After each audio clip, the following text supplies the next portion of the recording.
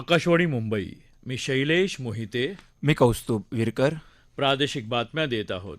ठळक बातम्या. राष्ट्रपती शौर्य पुरस्कारानं राज्य पोलीस दलातल्या सोमय मुंडे, रवींद्र नैताम आणि टिकाराम काटांगे यांचा गौरव. रस्ते प्रकल्पांमधले अडथळे दूर करून ते कालबद्धरित्या पूर्ण करण्याचे मुख्यमंत्री एकनाथ शिंदे यांचे निर्देश. जुनी वाहनं मोडीत काढण्यासाठी राज्यात प्रत्येक जिल्ह्यात स्क्रॅपिंग युनिट सुरू करण्याची केंद्रीय मंत्री नितीन गडकरी यांची सूचना. पावसामुळे नुकसान झालेल्या शेतकऱ्यांना मदत करण्याकरता सर्वांना सोबत घेऊन प्रश्न मार्गी लावण्याचं राष्ट्रवादी काँग्रेसचे अध्यक्ष शरद पवार यांचं राज्य सरकारला आवाहन.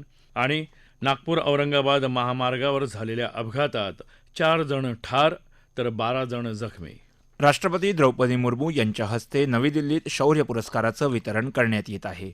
राज्य पोलीस दलातले पोलीस अधीक्षक सोमय मुंडे यांच्यासह रवींद्र नैताम आणि टिकाराम काटंगे या दोघा पोलीस नायिकांचा सन्मान करण्यात आला. 2021 साली गडचिरोलीत चकमकीमध्ये 21 नक्षलवाद्यांना ठार केल्याप्रकरणी त्यांचा सन्मान करण्यात आला. या चकमकीत जहाल नक्षलवादी मिलिंद तिलतुंबडेही ठार झाला होता. यंदाच्या प्रजासत्ताक दिनाच्या पूर्वसंध्येला हे पुरस्कार जाहीर झाले होते. यामध्ये परमविशिष्ट सेवा पदक, कीर्तिचक्र, उत्तम युद्ध सेवा पदक यासह विविध 300हून अधिक पुरस्कार जाहीर झाले होते. त्यातल्या मान्यवरांचाही आज राष्ट्रपतींच्या हस्ते सत्कार होत आहे. राज्यात सुरू असलेल्या आणि मान्यता मिळालेल्या राष्ट्रीय महामार्ग, उड्डाणपूल, रस्ते यांच्या कामातले अडथळे दूर करून ते प्रकल्प कालबद्धरित्या पूर्ण करावेत असे निर्देश मुख्यमंत्री एकनाथ शिंदे यांनी आज दिले. तसंच वनांच्या हद्दीतल्या अस्तित्वात असलेल्या रस्त्यांच्या दुरुस्ती कामांसाठी वन विभागानं प्राधान्यानं कार्यवाही करावी असंही त्यांनी म्हटलं आहे. राज्यातल्या विविध रस्ते प्रकल्प आणि नवीन रस्ते प्रकल्पाबाबतची आढावा बैठक मुख्यमंत्री शिंदे यांच्या अध्यक्षतेखाली आज केंद्रीय रस्ते आणि परिवहन मंत्री नितीन गडकरी यांच्या प्रमुख उपस्थितीत झाली. 15 वर्षांपूर्वीची वाहनं मोडीत काढण्याचे धोरण केंद्र शासनानं जाहीर केलं आहे. त्यानुसार अशी वाहनं मोडीत काढावी यासाठी महाराष्ट्रात प्रत्येक जिल्ह्यात स्क्रॅपिंग युनिट सुरू करण्याचं आवाहन गडकरी यांनी यावेळी केलं. महाराष्ट्रातल्या मोठ्या विकसित जिल्ह्यांमध्ये 4 आणि लहान अविकसित जिल्ह्यात 2 अशी किमान 150 ते 200 युनिट सुरू करण्याची सूचना गडकरी यांनी यावेळी केली. त्यामुळे किमान 10 ते 15 हजार जणांना रोजगार मिळू शकेल असंही ते म्हणाले. यावेळी उपमुख्यमंत्री देवेंद्र फडणवीस, सार्वजनिक बांधकाम मंत्री रवींद्र चव्हाण, मुख्य सचिव मनोज सौनिक यांच्यासह संबंधित विविध विभागांचे अधिकारी उपस्थित होते. यावेळी नवी मुंबई आंतरराष्ट्रीय विमानतळ परिसरातल्या कळंबोली आणि अन्य 6 ठिकाणच्या जंक्शनच्या विकास कामांविषयी चर्चा करण्यात आली. त्याचबरोबर संत ज्ञानेश्वर महाराज पालखी मार्गाच्या कामासाठी 7 किलोमीटरच्या जमीन संपादनाविषयी देखील चर्चा झाली. जे प्रकल्प जमीन संपादनाअभावी रखडलेले आहेत त्या ठिकाणी संबंधित अधिकाऱ्यांनी कालमर्यादेत जमीन संपादन करावी. यावेळी वेळ जात असल्यानं प्रकल्पाच्या किंमतीत वाढ होते. त्यामुळे लवकरात लवकर जमीन संपादन करून प्रकल्प पूर्णत्वासाठी प्रयत्न करण्याचं आवाहनही मुख्यमंत्र्यांनी यावेळी केलं. सर्व रेजिमेंट्समधल्या वरिष्ठ अधिकाऱ्यांमध्ये सेवाविषयक बाबींमध्ये समान ओळख आणि दृष्टिकोन वाढवण्यासाठी आणि मजबूत करण्यासाठी भारतीय सैन्याने ब्रिगेडियर आणि त्यावरील रँक असणाऱ्या अधिकाऱ्यांसाठी एक समान लष्करी गणवेश स्वीकारण्याचा निर्णय घेतला आहे. नुकत्याच पार पडलेल्या सैन्य दलाच्या कमांडर परिषदेत याविषयी सविस्तर चर्चा आणि सर्व भागधारकांशी व्यापक चर्चा केल्यानंतर हा निर्णय घेण्यात आला असं सूत्रांनी सांगितलं आहे. 1 ऑगस्टपासून याची अंमलबजावणी होण्याची शक्यता आहे. वेगवेगळ्या प्रकारचा लष्करी गणवेश आणि पोशाखांचा भारतीय सैन्याची शस्त्रास्त्र, रेजिमेंट आणि सेवांशी विशिष्ट संबंध असतो. आर्म्स आणि रेजिमेंट किंवा सेवांमध्ये वेगळी ओळख असलेले हे पोशाख कनिष्ठ अधिकारी आणि रँक आणि फाईलमध्ये सौहार्द, रेजिमेंटचे आचारविचार अधिक बळकट करणं गरजेचं असल्याचंही या सूत्रांनी सांगितलं. युनिट बटालियन स्तरावर ओळखीची एक वेगळी भावना एकाच रेजिमेंटमधले अधिकारी आणि पुरुषांमधील दृढ संबंध दर्शवते. देशातल्या छोट्या शहरांना आणि ग्रामीण भागाला ई-कॉमर्सच्या कक्षेत आणण्यासाठी भारतीय टपाल विभागानं आज अखिल भारतीय व्यापार संघटना आणि ट्रिप्टा टेक्नॉलॉजीज बरोबरच्या सामंजस्य करारावर स्वाक्षरी केली. या सामंजस्य करारामुळे टपाल विभागाला देशभरात मालवाहतूक सेवा पुरवठादार म्हणून काम करता येईल. या भागीदारीचा फायदा देशातल्या लहान आणि मध्यम स्तरावरच्या व्यापाऱ्यांना होणार असून अखिल भारतीय व्यापार संघटनेचा प्रमुख आधार असलेल्या असंघटित क्षेत्रातल्या व्यापाऱ्यांना देशाच्या कानाकोपऱ्यापर्यंत सेवा देता येईल. भारतीय टपाल विभागाची पार्सल सेवा अधिक सक्षम करण्याच्या दृष्टीनं हे महत्त्वाचं पाऊल असल्याचं दळणवळण राज्यमंत्री देवीसिंह चौहान यांनी यावेळी सांगितलं. सेवा क्षेत्राचा विस्तार करून आणि तंत्रज्ञानाचा समावेश करून सरकारनं टपाल विभागाचा कायापालट केल्याचं ते म्हणाले. टपाल विभागानं आर्थिक समावेशन सेवांबरोबरच बँकिंग आणि विमा सेवा देखील सुरू केल्याचं त्यांनी सांगितलं. मुंबईमध्ये येत्या 15 ते 25 मे दरम्यान G20 अंतर्गत 3 बैठकी होणार आहेत. यापैकी 15 ते 17 मे दरम्यान होणाऱ्या तिसऱ्या ऊर्जा संक्रमण कार्यगटाच्या बैठकीमध्ये जागतिक ऊर्जा परिषद, राष्ट्रीय ऊर्जा प्रशिक्षण संस्था, आंतरराष्ट्रीय ऊर्जा संस्था आणि USAID यासारख्या भारतातल्या आंतरराष्ट्रीय स्तरावरच्या संघटनांचा सहभाग असेल. खाण मंत्रालय, पेट्रोलियम आणि नैसर्गिक वायू मंत्रालय, नवीन आणि नवीकरणीय ऊर्जा आणि कोळसा मंत्रालयाचे सचिव येत्या सोमवारपासून सुरू होणाऱ्या या 3 दिवसीय बैठकीला उपस्थित राहतील. त्यानंतर 21 ते 23 मे दरम्यान G20ची तिसरी पर्यावरण आणि हवामान शाश्वतता कार्यगटाची बैठक होणार आहे. या बैठकीची सुरुवात 21 मे रोजी जुहू चौपाटीवर किनारपट्टी स्वच्छता मोहिमेनं होईल. त्यानंतर ओशन 20 संवाद आयोजित करण्यात आला आहे. यामध्ये नील अर्थव्यवस्थेचे विविध पैलू आणि शाश्वत नील अर्थव्यवस्थेला चालना देण्यामध्ये आंतरराष्ट्रीय गुंतवणूक बँकांची भूमिका यावर चर्चा होईल. 23 ते 25 मे दरम्यान G20 गटाची शेवटची बैठक होईल. आपत्ती जोखीम कपात कार्यगटाची ही दुसरी बैठक असेल. भारताने G20 अध्यक्षपदाअंतर्गत हाती घेतलेला हा नवीन उपक्रम आहे.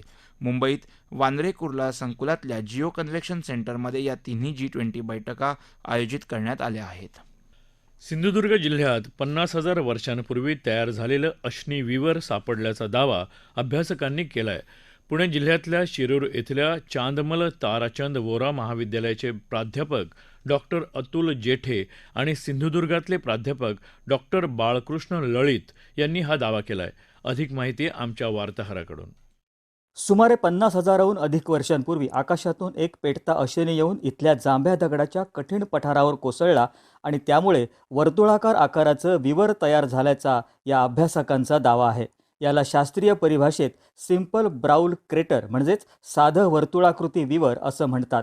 समुद्रसपाटीपासून हा भाग सुमारे 630 मीटर उंचीवर आहे. या विवराचा पूर्व पश्चिम व्यास सुमारे 180 मीटर तसंच उत्तर दक्षिण व्यास सुमारे 220 मीटर आहे.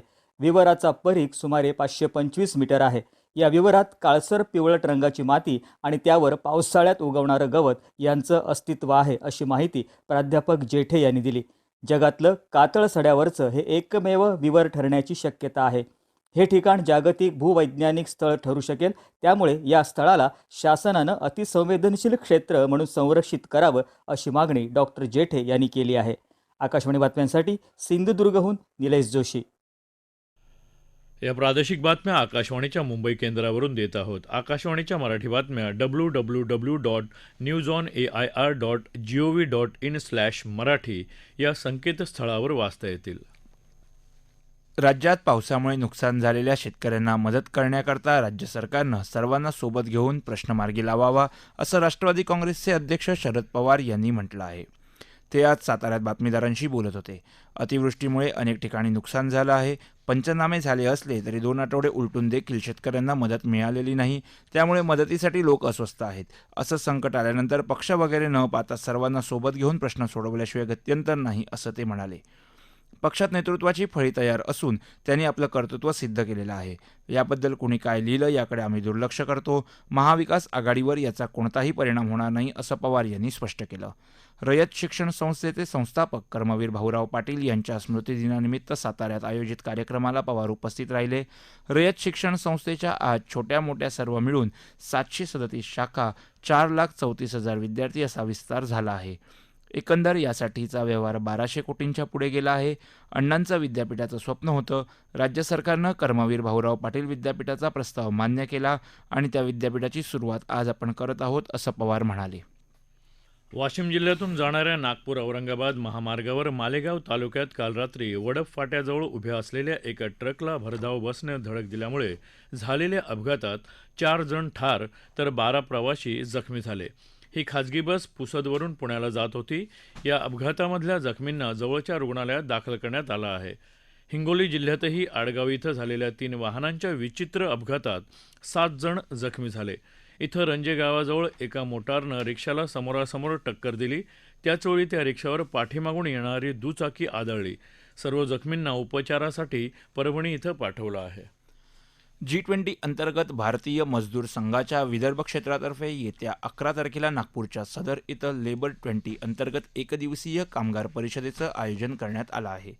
पंजाबमध्ये अमृतसर इथं 19 ते 20 मार्च 2023 दरम्यान पहिली कामगार 20 बैठक आयोजित करण्यात आली होती. भारताच्या G20 अध्यक्षतेखाली भारतीय मजदूर संघ ही L20 स्थापना बैठकीचं आयोजन करणारी एक प्रमुख राष्ट्रीय कामगार संघटना आहे.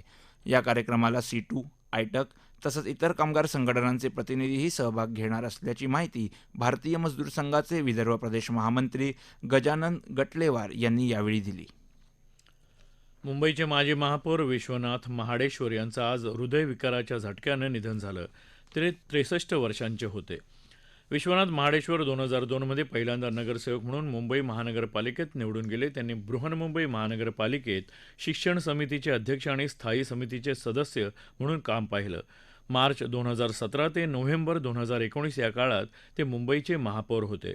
महाडेश्वर यांच्या निधनाबद्दल मुख्यमंत्री एकनाथ शिंदे, माजी मुख्यमंत्री उद्धव ठाकरे यांच्यासह अनेक नेत्यांनी दुःख व्यक्त केलं आहे. प्रधानमंत्री सुरक्षा विमा योजना, प्रधानमंत्री जीवन ज्योती विमा योजना आणि अटल पेन्शन योजनेला आज 8 वर्ष पूर्ण झाले. परवडणाऱ्या दरात सर्वसामान्य माणसांना सामाजिक सुरक्षा पुरवण्यात या योजना महत्त्वाची भूमिका बजावत आहेत. प्रधानमंत्री जीवन ज्योती विमा योजनेत 436 रुपयांच्या विमा हप्त्यामध्ये 1 वर्षाचं जीवन विम्याचं संरक्षण दिलं जातं. दरवर्षी याची नूतनीकरणाची सोय आहे. विमा संरक्षित व्यक्तीचा मृत्यू झाला तर त्याच्या कुटुंबियांना 2 लाख रुपयांची मदत केली जाते. देशभरातल्या 16 कोटी लोकांनी या विमा योजनेसाठी नोंदणी केली आहे. आत्तापर्यंत 6,64,000 कुटुंबांना या योजनेचा लाभ मिळाला आहे. प्रधानमंत्री सुरक्षा विमा योजनेत 20 रुपयांच्या वार्षिक विमा हप्त्यामध्ये वर्षभरासाठी अपघात विमा पुरवला जातो. अपघातामुळे विमाधारकाचा मृत्यू झाला किंवा अपंगत्व आलं तर 2 लाख रुपयांची आर्थिक मदत केली जाते. 34 कोटींपेक्षा जास्त नागरिक या योजनेत सहभागी झाले आहेत. 1,15,000 कुटुंबांना या योजनेअंतर्गत आर्थिक मदत मिळाली आहे. अटल पेन्शन योजनेच्या अंतर्गत विमाधारकाला वयाची 60 वर्ष पूर्ण झाल्यानंतर दरमहा 1,000 रुपये ते 5,000 रुपयांची मासिक पेन्शन दिली जाते. विमाधारकांना भरलेल्या हप्त्यावर पेन्शनची रक्कम अवलंबून असते. 5 कोटीहून अधिक नागरिक या योजनेसाठी हप्ता भरत आहेत. नागरिकांनी केलेले विमा दावे तत्काळ निकाली काढण्यासाठी विमा दावे करण्याची प्रक्रिया सोपी केल्याची माहिती केंद्रीय अर्थमंत्री निर्मला सीतारामन यांनी दिली आहे. प्रधानमंत्री नरेंद्र मोदी यांनी थोर समाज सुधारक गोपाळकृष्ण गोखले यांना जयंतीनिमित्त आदरांजली वाहिली आहे. शिक्षण आणि सामाजिक सक्षमीकरणाच्या उद्देशानं गोखले यांचं कार्य गौरवपूर्ण होतं. महात्मा गांधींसह अनेक लोकांवर त्यांचा आदर्श विचारांचा प्रभाव होता, असं प्रधानमंत्र्यांनी आपल्या ट्विटर संदेशात म्हटलं आहे. वंचित आणि दुर्बल घटकातल्या बालकांना RTE अर्थात शिक्षण हक्क कायद्यानुसार ऑनलाईन लॉटरीत पहिल्या इयत्तेत निवड झाल्यानंतर बालकांच्या शाळा प्रवेशासाठी या महिन्याच्या 15 तारखेपर्यंत मुदतवाढ देण्यात आली आहे, अशी माहिती ठाणे जिल्हा परिषद उपशिक्षणाधिकारी DT निपुर्ते यांनी दिली आहे. इयत्ता 1ली ते इयत्ता 8वी पर्यंतचं शालेय शिक्षण विनाशुल्क मिळावं यासाठी राज्य शासनामार्फत दरवर्षी RTE अंतर्गत 25% जागांसाठी ऑनलाईन प्रवेश परीक्षा राबवली जाते. Indian Premier League IPL cricket स्पर्धेत आज मुंबई इंडियन्स आणि रॉयल चॅलेंजर्स बँगलोर यांच्यात मुंबईत सामना होणार आहे. संध्याकाळी 7:30 वाजता सामन्याला सुरुवात होईल. मुंबई इंडियन्सनं नाणेफेक जिंकून प्रथम क्षेत्ररक्षण करण्याचा निर्णय घेतला आहे. ठळक बातम्या पुन्हा एकदा. राष्ट्रपती शौर्य पुरस्कारानं राज्य पोलीस दलातल्या सोमय मुंडे, रवींद्र नैताम आणि टिकाराम काटंगे यांचा गौरव. रस्ते प्रकल्पांमधले अडथळे दूर करून ते कालबद्धरित्या पूर्ण करण्याचे मुख्यमंत्री एकनाथ शिंदे यांचे निर्देश. जुनी वाहनं मोडीत काढण्यासाठी राज्यात प्रत्येक जिल्ह्यात स्क्रॅपिंग युनिट सुरू करण्याची केंद्रीय मंत्री नितीन गडकरी यांची सूचना. पावसामुळे नुकसान झालेल्या शेतकऱ्यांना मदत करण्याकरता सर्वांना सोबत घेऊन प्रश्न मार्गी लावण्याचे राष्ट्रवादी काँग्रेस अध्यक्ष शरद पवार यांचं राज्य सरकारला आवाहन. आणि नागपूर औरंगाबाद महामार्गावर झालेल्या अपघातात 4 जण ठार तर 12 जण जखमी. याबरोबरच आकाशवाणी मुंबई केंद्रावरचं हे प्रादेशिक बातमीपत्र संपलं. नमस्कार.